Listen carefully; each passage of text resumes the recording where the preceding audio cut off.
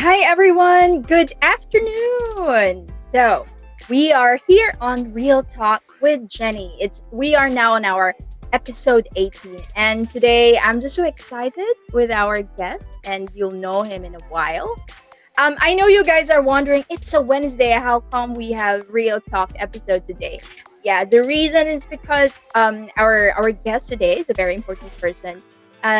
He doesn't work on Sunday, so I thought we can do it any day anyway. And for you guys who won't be able to watch this, you don't have to worry because we will post it and we'll have a replay and you can watch it anytime. All right. Okay. I know you guys are wondering who's Jenny's special guest today. I did mention his name already. So his name is Johnson Chong. Johnson is the best-selling author of Sage Sapiens, From Karma to Dharma. Ooh, sounds exciting, isn't it? He's a spiritual guide and a transformational leadership expert based in Sydney, Australia. All right, so I won't say anything more. I know you guys are pretty much excited to meet him. So let's all welcome Johnson. Hi, Jenny. Thank you so much for having me on your show. It's nice to see you and to be here. It's been a while since I've seen you. I know, and I'm just so excited. The last time I saw you was 2017. In Singapore, yeah. In Singapore, yeah. Now you are in Sydney. So are you now based in Sydney for good? I am here for the next 4 years at least, and then we'll see how it goes. All right, that's great. That's great. Okay, anyway, before we spill over everything, Johnson, I would like to give you the floor to just give a brief introduction before we dive into our topic today. I know I wanted to ask a lot of questions about this, but yeah, just a brief intro about yourself. I know you were in Singapore. You were in Singapore for how long? And now in Sydney, you're moving to places. Sure. You're moving around the world. I know, this is my third continent. So yeah, I'm from New York City. That's where I was born and raised. My parents are of Chinese origin, and I was born and raised in the States. And so there was always this part of me that always wanted to travel and to explore. And I lived in Singapore for 6 years, and I've been in Sydney, Australia for the last year. And I think a lot of what drives me to travel is to explore. There's this inner explorer within me that wants to observe and to experience. And a little bit about what it is that I do. I work with energy. I work with the energy of emotional and mental belief systems. And specifically, I work with leaders. I work with conscious leaders, leaders who are interested in mindfulness and wellness, in a different way of looking at things that's not so regimented in your traditional way of dealing with life. And really, when we're talking about business or organization or just living life feeling fulfilled, you have to break outside of the box. And that's what really excites me. And so I've been doing this work for the last 10 years and integrating various different types of holistic wisdom traditions, drawing from yoga. I actually had a yoga and Pilates and meditation studio in Singapore, and drawing from shamanic wisdom, drawing from Reiki and energy work, from coaching, from all of these different practices to help people align to the best parts of themselves. And so that's a little bit about what I do. Great. So is it just another question? Before we go on to the main topic, is it something that you really wanted when you were growing up, or is it that your parents were also practicing meditation and yoga when you were young? So I was brought up in your very traditional Asian household where you had to learn piano and do 500 extracurricular activities after school. You know, this very Asian mindset of doing a lot, right? My parents, I don't think I had time to meditate as a kid. One of the things I had to learn was Kung Fu. So I studied Shaolin Kung Fu. And in Kung Fu, we actually learned a little bit of meditation and energy work through Tai Chi. We had to move really slowly and feel the energy in the space. So that I had experience with when I was 10, but it wasn't until I went to theater school. I completely, by the way, rebelled against my parents. They wanted me to become a lawyer or a doctor or, one of these things, a banker. Yeah. And I was like, no, I'm going to school for art, to create theater and to make shows and perform. And so Which this is is what I not so did. famous during those time, right? Unlike Right, now. no, right. So that's what I did, and that's where I discovered yoga and meditation was actually in school, and that made me want to learn more. And I started to study more and to explore more while I was acting and performing outside of school, and then one thing led to the other, and I realized along the way that I no longer wanted to become an actor. It just didn't feel, I felt like I had shifted, and I started moving more into the healing arts and living this life instead.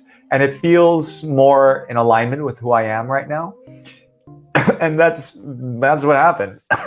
Excuse me. Wow. That was an exciting journey, how you shifted from something that you're passionate about, acting, and then finally you found your passion in healing. Well, I think there were lots of parallels between theater, acting, storytelling, and also the work that I do now with clients. Because when you're performing on stage, you know this because you sing, right? You're performing, you're telling a story through your song, and you're connecting to other people with your emotions, with the feeling. And that feels really nice. I'm doing that in a different way.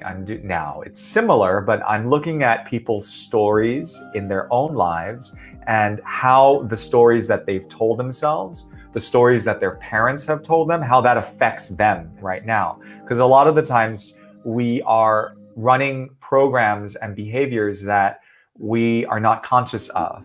So like, for example, when I was a child, my mom would always say, and my dad would say this too, you have to save and work hard, and right. So then this energy, this conditioned program makes you think that life is to save money and to work hard, and it's like it's a painful life almost.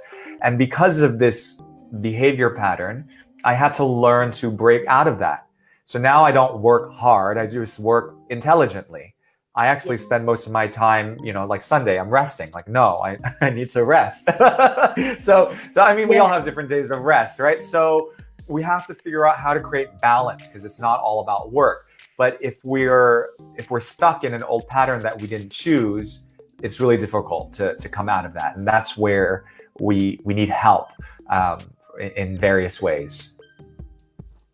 Amazing. I can just hear you when you have transcend from acting, performing. You wanted to send a message, and now you want to empower people and actually bring the best in them. Yeah, that's exactly right. I feel that, there's still a part of me that loves the art of telling stories. I'm just doing it in a different way. And I think that if we are open to allowing things to shift and change in our lives, we may surprise ourselves, because I didn't think I would be doing this.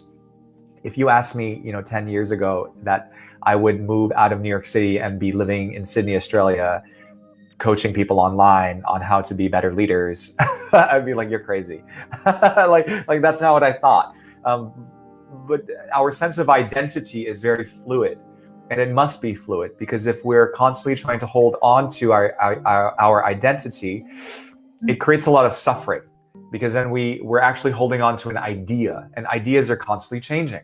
The idea of who you think you are versus who you are becoming is not the same. And who I was becoming was something different from who I thought I was. So if I allowed myself to just go that way, then I became pleasantly surprised.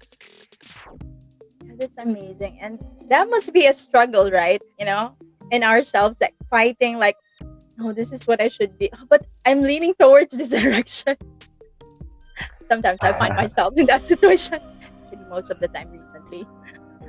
Yeah, I feel that comes a lot with the monkey mind. It's like a monkey in your mind that's just throwing a temper tantrum and wanting. And then there's the heart, right? The heart is actually 100,000 times more powerful than the brain in an electrical charge. There's actually more energy coming from the heart. It's measured. Scientists have measured the charge of the heart versus the brain. And our modern culture is very much pushing us away from the heart and into the mind, with computers, with having to, think about our education system. Our education system is very much focused on mathematics, on science, on very left brain logical ways of being. And we don't have classes on intuition, on connecting to your emotions. We didn't learn this as children. No. But if you think about, 2,000, 5,000 years ago, Alexander the Great and all of the great wise people of the ancient world always had mentors to teach them about life. They all did, right? All of the great philosophers, they had time to feel their hearts. But now we're so rushed. So now we need coaches and different types of people to help people remember, it's okay. I don't need to try to do this and that and that and that. And it's funny because my job basically is reminding people to slow down so that they feel more joy and more peace. And who would have thought that would be a job? I know, but that's a difficult one and very inspiring as well. Yeah, thank you. All right, I'm getting so excited already. Let's dive in. Let's talk about transformation. How do we transform shame, fear, guilt, and all this to becoming a better version of ourselves? You're asking easy questions, I see. How do we transform fear, shame, and guilt? Is what you're asking, so that we can become a better version of ourselves. So let's talk a little bit about energy. So for those of you who are watching, who are familiar with the chakras are these energy centers in the body, right? We have 7 that control the body, and then the 8th chakra is it contains the energy of your soul blueprint, right? And that lives outside of you. And then you have the 9th chakra. Some of you may call that God. Some of you will call it universe or source or destiny or this sense of fulfillment. This connection to the invisible energy that is around us is very much where we need to address in order to break through the fears and the shame and the guilt patterns that we hold. A lot of the times, I don't know if you recognize this in yourself, for those of you who are watching, but I definitely have, where I feel sometimes I'm doing the same thing over and over again, repeating the same pattern. So have you ever attracted the same bad relationship, over and over again? Like maybe it's the person who you attract seems to be the same emotionally abusive person, but in a different skin. But it's the same person, right? And the reason that keeps happening is because there's an energy blueprint in the body that keeps calling that person back in a different skin, but same lesson that you still haven't learned. And to work through fear... Are you saying that's an energy within that keeps on calling that? There is, and often that energy, yes. So it's like attracts like. And some of that is conscious, some of it is unconscious. Most of it's not conscious. Most people are not aware. They just feel that life is happening to them versus collaborating, participating, dancing with life. And this is something that people have forgotten. And the reason we have forgotten this is because the ancient people, so I draw a lot from ancient shamanic wisdom, the ancient people were connected to the earth and to nature. They were always practicing rituals and ceremony to celebrate the land with, sitting around the fire, dancing, singing, right? All of these things that open up your heart, creating art and poetry, right? Touching food in the land with your hands. Right? All of this connects you to your heart and to your innermost self. But we're all so disconnected nowadays that we don't know who we are. So we think we're something and we're not. And so most of the programs that we have in our psyche are propelling us to act in ways that are not aligned with our highest good. So then we're so fearful of making the right decision. Oh, should I listen to what my mom and my dad says and pursue this career? That's what they want, right? That's what they expect of me. So I'm going to do what they want instead of follow my heart, because I feel obligated to them because of my culture, right? This is a cultural story. That energy from your culture, it lives in your body. That's why we have culture. That's why many people in the same country behave a certain way. Or you go to the Philippines, you go to Singapore, is a very specific energy. You notice the people are a little bit more rigid, a bit more structured, a bit more controlled. You go to the conservative, right? You go to the Philippines, it's a bit more open. There's a different energy to the culture in the Philippines. People like to sing, people like to enjoy, right? And socialize. And so there's a friendliness, right, in the culture. All of these things come from, and I'm not saying this is a way to like insult certain cultures. Every culture has a light and a shadow. We just as people, every person has a light and a shadow, right? So I'm saying this in the way that it's just for us to understand what our cultural shadow is. Every culture has one. Coming from Chinese culture, it's this theme of safety, because my parents were refugees. So they were merchant class in China. And when the communists came, they took everything. And it wasn't safe for my family to stay in China. So they escaped and they swam to Hong Kong. They sought for asylum. And then they eventually flew to America because it was for their livelihood. If it wasn't for that, they would have stayed in China. But if they stayed, they would have been dead, right? So my parents wanting me to become a lawyer or a doctor, all these things, was actually from fear.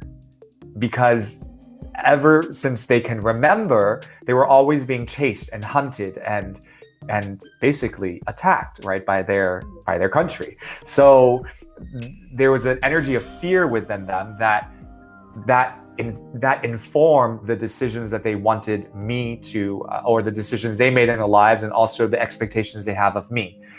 Mm-hmm. So we can either live our lives from fear, or we can live our lives from connecting to our heart's desire. And there is not a bone in my body that wants to be a lawyer or like a banker. Maybe, there are people out there that do. That's genuinely what they want. And that's perfectly fine. But for me, it wasn't the case.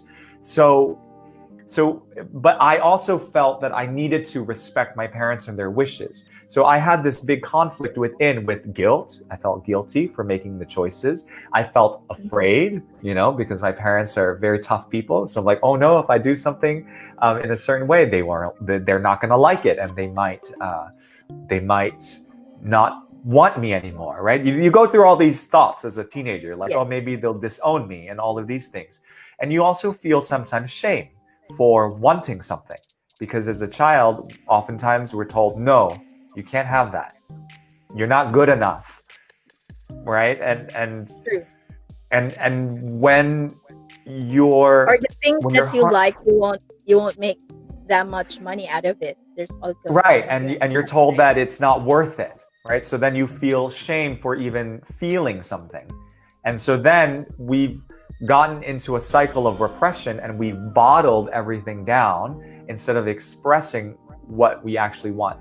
And so to work with this energy of breaking through fear, shame, and guilt, you have to face it. And how you face it is you have to look at the stories. You have to go into very deep inner work, reflective work. So the way that I guide clients is that I take them through a very deep process into their psyche, and we meet their quote unquote inner demons, right? All of the fear, the shame, the guilt, they kind of show up as like demons, and we talk to them. And oftentimes this is done through dialogue, and also I do energy work around them if they're, let's say, laying down. But lately it's been all on Zoom, so I'm doing it, through Zoom, which works just as well. And then we go into a lot of conscious writing exercises that's designed to break them out of an old pattern. And oftentimes people don't even realize it. They can be 50 years old and be operating from a fear program from when they were a child. I had someone the other day who realized that, and this is a very successful business branding marketing person who is in the process of building these centers, but has this conflict within where they don't want to show that part of themselves that is vulnerable and that's more connected to their intuition to certain people in the business world, because in the business world you have to be a certain way, right? We have an idea that you must be like this, but she's also very creative. She's very soulful. She has lots of visions, very vivid dreams, right? She feels energy. She hears voices from the divine, right? So there's this whole other side of this person that is very magical. And then there's this business persona, right? So then how do you bring the both together? And when you feel split like that, you can't make choices from your heart because you feel you have to be a certain way. So we were working on that and where that energy came from. And she realized it came from a very long time ago. It came from, it was a very long time of this pattern coming up over and over and over again of not revealing truly who she was because she didn't want other people to see who she fully was, because then she would be hurt, right? It was this kind of energy. So, but she didn't know that it came from so long ago. And a lot of people don't know. And it takes a lot of digging to find out. And so that's essentially, there's lots of ways. But the first thing that anyone needs to do is to be willing. You have to be willing to look. If you don't want to look and you want to live your life on autopilot and just put on the switch, okay, go. Then that's how you live your life. Then your life will always be the same. You'll always have the same job for like 30, 40, 50 years, which is fine. I'm not saying there's anything wrong with that. But is that what your heart truly wants? Or is that what somebody else wanted for you? Yeah. Yep. Well, will you believe it's also destiny that would, make people want to find themselves where they should be? I would say there are times, that, see, I'm working, but I just don't feel that my heart is in it. I think there's more, but I really don't know what it is. So I don't know if most people are feeling this way based from your experience. Your clients come to you, I'm doing this, I'm doing great at my job. I'm already at this high position, but I just feel there's something else out there that I need to do, but I can't figure out what it is. Yeah, and this is a very common thing. And I think that most people, if they haven't found a service aspect to what it is that they do in helping the community or the world or humanity at large, then they have not found purpose truly. So this comes with, there's lots of studies on altruism, philanthropy, and giving back to those who are less fortunate. Like, we all give back in our own ways. We all have our own gifts. Some people are, creating artwork and doing it for free and drawing it up on murals. For me, like, my work is more, so I offer free meditations in my group that I run. It's a Facebook group called Truth, Wisdom, Freedom for Conscious Leaders. And every week I run a free guided meditation, right? That's my way of giving back. I also do some other things as well. And we have to be in a giving spirit. And if we have, let's say, achieved, I'm now the CEO of Bank West. Great. And that's all you're doing. You're just sitting there and you're growing the bank and you're crunching the numbers, and you bought a beautiful house. You have a wonderful family. You have 5 kids. You have 3 cars. Like, all in great schools, and you have everything. Yeah, you have everything, but it's all for you, right? Even your children and your wife and your cars, is for you. It's to make yourself feel that you've achieved something. And so then you kind of hit this glass ceiling that everyone talks about. And in the spiritual traditions, it's boring when you stay at the top of the mountain. If you've reached the top of the mountain, it's time to come back down the mountain and go find another mountain to climb, because then it's more exciting. You don't want to be on the same mountain all your life. Some people are going to take a while to climb that mountain in their life, and some people are going to be climbing many mountains. So every person is different. You have to figure out what speed you want to move through your life. And no speed is wrong. Some want to take their time. Some want to go quickly. I'm a quick person. So for me, it's like, this is how I work. I know that my mission in life is to help the awakening of the collective consciousness of humanity. So everything that I do with my life, all the projects that I choose to, coming in, like doing these kinds of talks, I'm happy to like be of service and to share. Everything that I do is really for that purpose.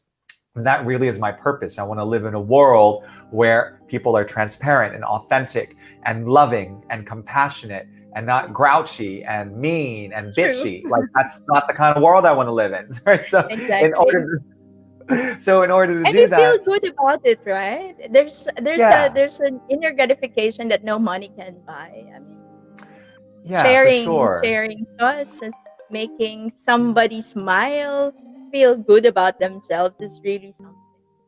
Yes, exactly. And I love that. And then you can make money at the same time doing it, then great, do that. Now, if you can't make money doing it, then maybe it's not for you. You have to be able to do both, right? You have to be able to be of service, but also to provide for yourself. We have to be what I call in selfless service for the self, right? Or it's a selfish or selfless selfishness, or selfish selflessness, meaning that selflessness. So meaning that everything we do for ourselves is for others, and everything we do for others is also for ourselves. Because sometimes what gets miscommunicated when people are constantly doing charity work is that they get drained. They go on this output mode where they're just giving, that they never receive anything from themselves because they feel guilty. So I'm all about balance. How do we give and how do we receive wholeheartedly, 100%, both ways? Not just giving and not just receiving. And most of us lean one way or the other, and we need to find the middle way. That's great. I know you are a best-selling author. Would you like to tell us a little bit something about your book as well, Johnson? Sure, yeah. So Sage Sapien From Karma to Dharma is a book about modern spirituality. It follows stories from my life. You know, me being a gay Asian American man, I'm not exactly in the majority of people who live in America. I'm not only Asian, but I'm gay. So I'm a minority of a minority. So it's a very small percentage of people like me. And that made life very difficult growing up because I always felt a little bit alien. I felt like I didn't quite belong. Nothing really made sense. Everyone was a certain way, but I was always different. And so it made me very quiet when I was growing up until I found my voice, and then I couldn't shut up. But then it also made me realize that all of the pain and all of the trauma, mental, emotional, verbal, physical, as children, that there's a gift in it. There's a benefit to trauma. And we need to reclaim that gift, and we need to honor the pain within and use that for healing, right? And so that's, I didn't have the best childhood. My parents were abusive parents because, they experienced a lot of violence and abuse from their country. So they don't know they lost their parents when they were very young. They didn't have any role models. So when they got frustrated, they would beat me. And, I love my parents, right? But when I was growing up, it was very difficult because I was like, why am I getting beat all the time? Are you an only child? Sorry. Are you an only child? No, I'm a one of three. There's three of us. I'm the middle one.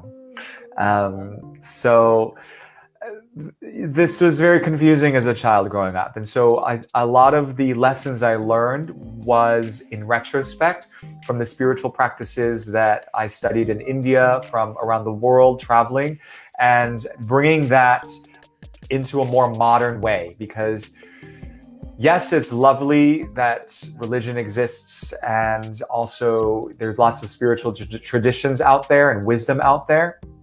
There's so much, and everyone needs to find their own unique way. And I've kind of crawled up every tree looking, like what's the meaning of life? What's going on here? And we all have to do that in some way. And I think what I've discovered is the best way to move deeper into ourself is through whatever we already have in the modern cities, which is we're all using phones. You're not going to make us stop using phones. We're all using computers. We're all on some sort of social media. So how do we use all of this technology that's at our disposal to deepen our spiritual process? And I think a lot of people some people share an opposite view of me. They're always like, oh, well, how do we stop, do less? Yes, I agree, everything in moderation, but people are doing it anyway. So let's find ways of using media, of technology to inspire people. So Sage Sapien is taking modern life and stories from my own life and sharing it to help people face rejection, to face abuse.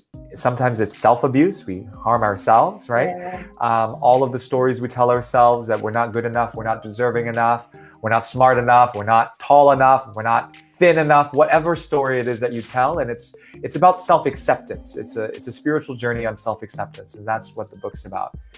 So yeah.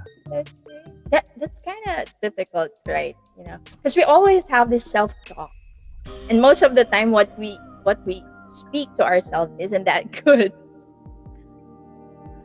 Yes, and most of the time it isn't, until it becomes different, and that takes practice. It's like a muscle. If you don't go to the gym, and you're just eating bags and bags of potato chips, you're gonna get a bit fat, right? But if you're going and you're working out and you're training it, it's the same. Like you're a singer, it's your voice. You have to train. But again, it's that willingness. Are you willing? Do you want it? Right? It's always a decision. Everything is a choice. We can choose to stay in suffering. For example, a lot of people have mentioned to me like, oh, it's COVID and pandemic, so we have to conserve and save and do all of this, and it comes from a fear again. It's a fear that there's not enough. But I know from my experiences with spirit that there's always enough. I will always be fine. I will always be provided for. And because I have that faith and that trust in the universe to provide, I'm not looking at the pandemic as a time to hide. I'm finding times to rest, of course, and find stillness and to take breaks, but I'm not hiding. I'm looking for opportunities to serve and to be of service first and foremost. And then in return, that's generated abundance. Right? And that's allowed me to be able to create revenue streams in ways that I couldn't have if I was thinking all the time and analyzing and operating from fear. And we essentially have two paths in life. We can go the fearful way, or we can take the risk and go with our heart. And my heart doesn't make sense. It doesn't make any sense. My heart sometimes goes, oh, do this. And then I'm like, really? Really? So now I'm actually designing an app. I don't know how to design apps. I don't know anything about source code or any of this. I have a degree in arts. Like, hello. So what? I had this vision in meditation that it was this app to help awaken people using virtual reality, and it's called Sage Journey, and it's going to launch in a few months. And right now it's being built. So because this came to me and it really was like a magnet pulling my heart, that's, I can't say no. Spirit called, I answered. I'm like, okay, here we go. Let's start making this. And so I partner up with a friend who's really good at technology, because we all need help, right? I have visions. I don't know how to do the tech part. So you ask for help, right? So you ask for help, and and it's being done. So that's really cool. And if I went with my brain would have been like, oh, you don't know how to do that. You're not a tech person. you've never launched an app before. That's hard, where are you going to get the money to fund it? Who's going to invest in this? There's so many of these out there anyway. What's going to make yours different? So what I do is I go, thank you so much for talking and all your concerns and for worrying about me and trying to protect me. Thank you, mind, but I don't need to listen to you right now. I'm going to follow my heart. And so that's kind of what I've done. And it doesn't mean that those voices are not there. They're always there, right? They're always there. And it never stops, ends, right? But you know what? It's fine. It's like your family, right? Your family is always there, right? There's always going to be that one uncle, that one aunt that's always like, and you're like, they want so much of me. They're so draining. They're so negative. But they're your family. They're always there, yes. Right? So your mind is like that. Your mind is always going to be talking to you. You have to treat your mind like it's your family. It's like that family member that's a little bit annoying, which is fine, but it's still your family. So you have to say, thank you. Thank you for sharing. I understand where you're coming from. I understand that, you're concerned about my safety and my future, and you just want the best for me, but I'm going to follow my heart, right? So. That's great. I have a question here. How does spirituality increase your financial abundance? How does spirituality increase your financial abundance? So if we think about the word abundance is, when you think of the word abundant, what do you think of? You think of lush, green, you think of infinity, you think of that it never runs out. Yes, overflowing. It's lush, it's never ending, there's plenty, there's enough for everybody. It's the opposite of scarcity. When we think of scarcity, it means, we don't have enough, so I need to fight someone for it. There's too much competition in the podcast, so I need to fight my way to be seen. It's like, okay, fine, great, you feel that way, right? But abundance is very much that there's enough for everyone. Everyone will have plenty to eat. Everyone will have plenty to listen to in terms of content, if you're creating content. There's so many massage parlors out there. What makes your massage parlor, unique? Different. What makes your business unique? There's so many out there. And so if you're constantly thinking in the scarcity mentality, you'll never, ever, ever feel abundant. So when you are internally resourcing from a place of inner abundance, meaning that you feel that you always have enough, you will always generate enough, and that everything you have is exactly as you're meant to have it, then your external abundance will reflect that. Right? And part of the spiritual practice is in intention, because spirit actually the word spirit in the English language comes from the Latin etymology of spiritus, which is connected to the breath, right? And the breath in science, we know that if your breath is your nervous system is agitated, your fight-flight responses are switched on. If your breath is it's slow and it's calm and it's right, you're in a place of being able to connect deeper to your heart.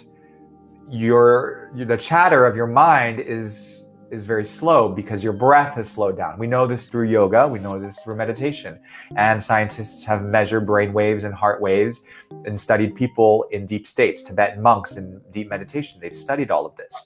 It's called, the heart math people, the Heart Math Institute calls it brain heart coherence or heart brain coherence. We need to move into these states in order to generate the kinds of abundance we want. And that slowness, that taking a step back to feel, to connect to something greater than yourself, not only gives you purpose and gives your life more fulfillment, but it actually gives you the time to create the intention, which then becomes a seed of energy, which then will grow into something much bigger than yourself, which then will attract the people that you need in your life to help you make a vision that is much bigger than yourself happen. And when that vision serves people, the abundance comes. So if you're trying to just make money to make money, sure, you can make it, but it's going to be really stressful, right? But if you're making money as a result of you being of your highest service for your community, that's very different, right? It brings joy, it brings peace, and it actually brings effortless money. And that's what we want, right? Effortless, not like the hard work that the older generations are so used to. Yeah. That's great. I know you've given all the tips. I know you are rushing to another call. No rush. Nothing's a rush. No rush? Okay. All right. That's great. Okay. Let me ask a few more. Maybe one more question and I gotta run. No, but I don't want you to feel rushed. Okay. So in meditation, really, is meditation really worth all the hype? How does it help? How does it hinder? You've touched that a little. Sure. Earlier. So I'm not sure who in your audience has meditated before, if they've tried meditation or not. I tried, but I don't know. It's like you have to do it continuously, right? To get into it. Yeah, it's a practice. So it's oftentimes, this is what I love about meditation and this is what I don't like about meditation. Everything in the world, whenever it has a name, people have a certain preconceived notion about it. Because, in advertising, you see all these people sitting there peaceful with their hands like this and their eyes are closed. So to someone who doesn't understand what it is, they look at it as, oh, that person is just doing nothing. They're closing their eyes, they're trying to stop their thoughts. So they don't understand what it is. They just have an idea of what it is. But meditation is an experience. It's just unfortunate that a lot of the times people think meditation is only about the mind. But for example, when you sing, right, and you're connected to an audience, what do you feel? What do you feel? I just feel the song. I just go with the flow. Right. That's meditation. That state itself, that meditation isn't a doing. It's not something you do. There are techniques that you do to practice so you can count your breath. Inhale, 1, 2, 3, 4. Exhale, 1, 2, 3, 4. Just like a vocal exercise. There's techniques to improve your vocal range, but singing is not about doing your do, re, mi, fa, sol, la, ti, do. That's not the point of singing. The point of singing is to connect with the audience, to tell a story, to be in flow, to feel the energy, to feel the emotions, right? This is the point of meditation as well. And I think that a lot of the times people, when they're learning the techniques, they get bored. But when you're learning the techniques for singing, sometimes you go, oh, this is so hard. I have to, or you're doing all these like, whatever, right? You're doing all these different things and you're like, oh my God, this is so hard. And then, but when you're actually in it, when you get into the state, it's like when you're singing effortlessly, there's this flow of energy and you feel so connected to nature. You feel like nature, you feel like you're the stars, you feel like you're connected to the sun, and it's this feeling of deep joy and bliss. And there's many styles and techniques to get there. The way I teach it is I use music. I love music. Some people don't like to use music. That's their style. I find that very specific kinds of music help drop you into a deeper state.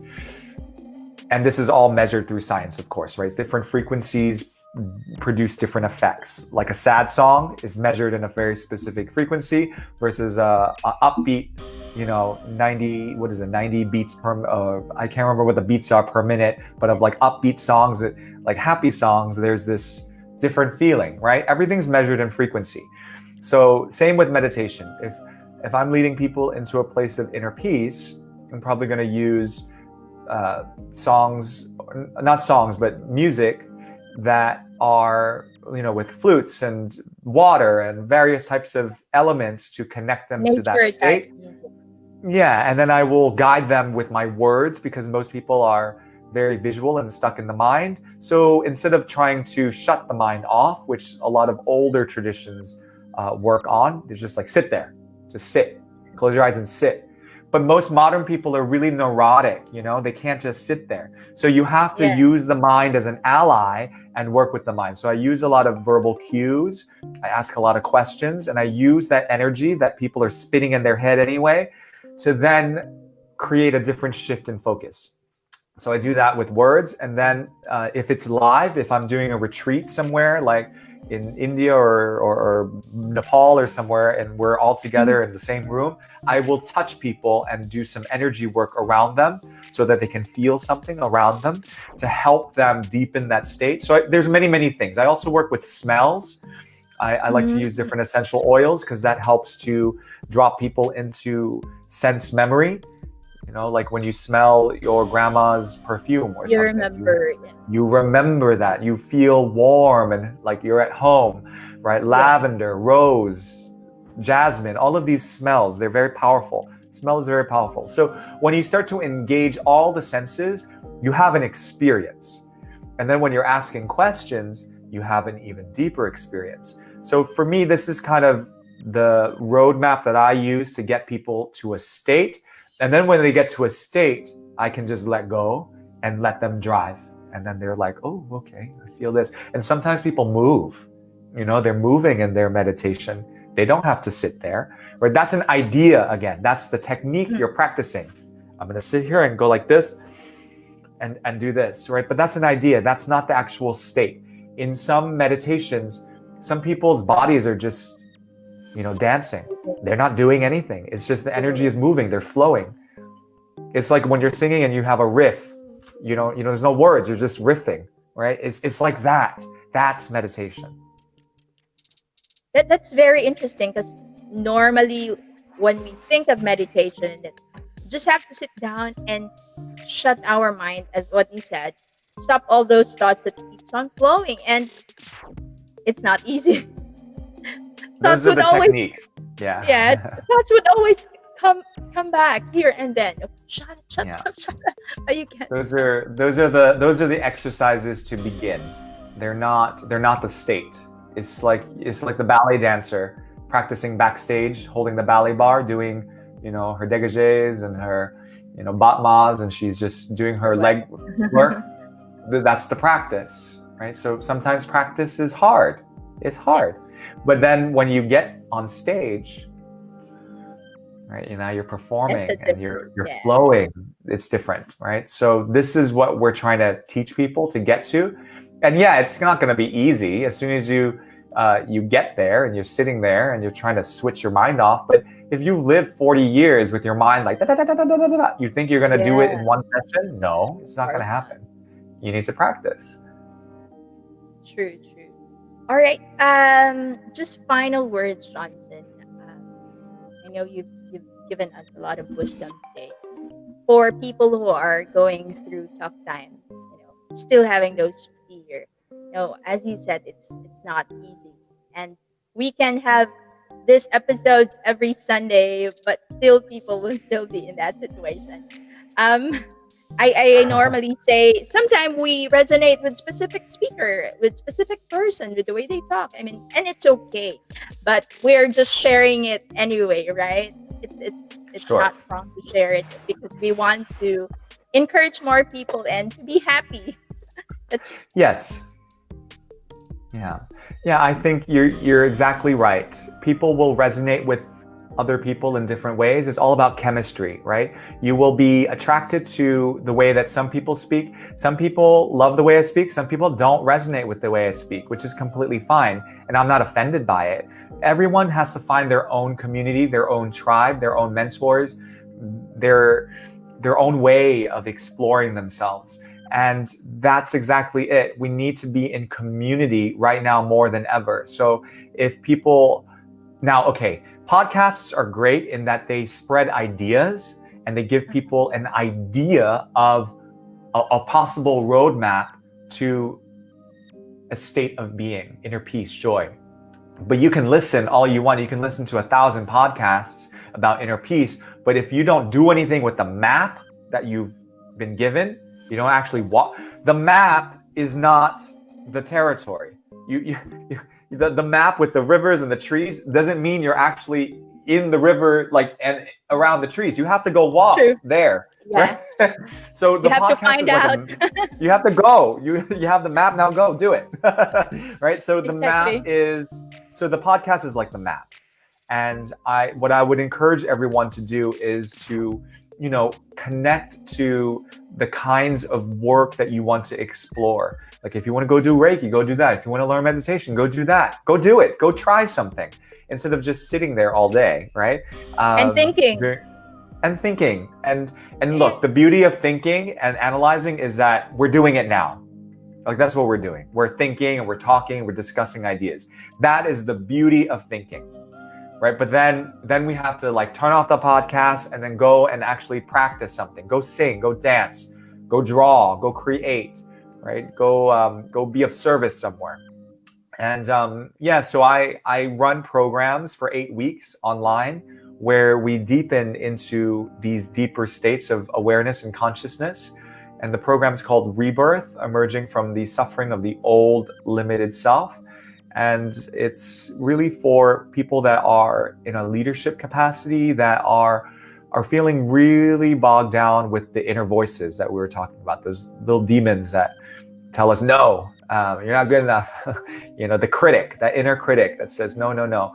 And we want to make peace with them. And so we do a lot of energy work. We meditate, we breathe, we do yoga, we do conscious coaching and exercises with writing to basically reveal the purity of our soul, right? And when that starts to anchor a little bit more into your life, you don't feel so stressed when, that angry person on the street starts yelling at you, or someone on the road cuts you off when you're driving to work and you're late, right?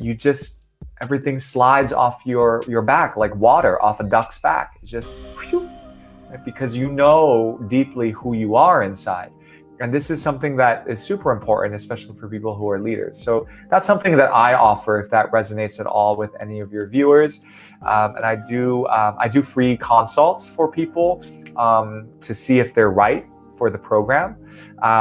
And that's all on my website at Johnson Chong. That's my name, JohnsonChong.com /rebirth.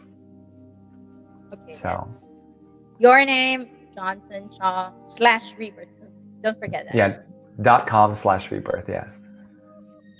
And your Facebook group where you do the meditation. Once again, sure. I have a free Facebook group called Truth, Wisdom, Freedom for Conscious Leaders, and that if you just look for Truth, Wisdom, Freedom and you search for that on Facebook, you will find it, because it's facebook.com/group/Truth, Wisdom, Freedom. That's great. Thank you so much, Johnson, for Thank you. I love everything you're coming. doing. It's so lovely to see your bright, shiny face. Oh, thank you. I hope we'll see you again soon. Are you coming back to Singapore anytime soon? I can't leave the country. Of course, after. Of course. Where am I going? After this pandemic. Yes. Sorry. I will stop over. I will make a trip over. Yes. Yes. All right. Thanks so much for your time and for having me on your show.